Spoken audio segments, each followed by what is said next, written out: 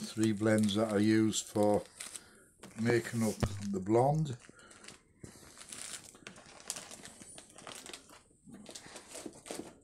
And the first thing we need to do is, once we've got everything put into one wee tub, we then have to sieve it, because unfortunately they do come with a lot of clumps in them, which means we can't mix them very well.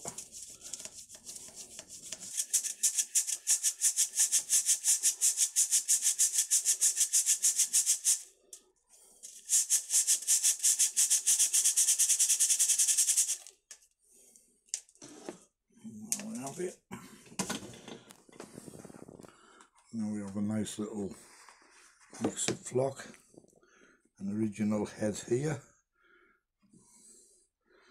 I'll just put some on top, and you can see we've got a very, very close match to that head. So there we have it, that's our blonde mix made up.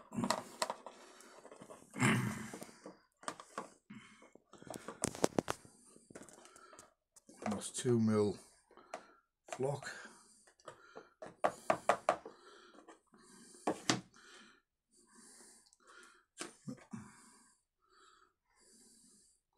See, the static's making it clump a bit, but that won't be an issue. We'll just run it through the sieve again if we need to at a later date.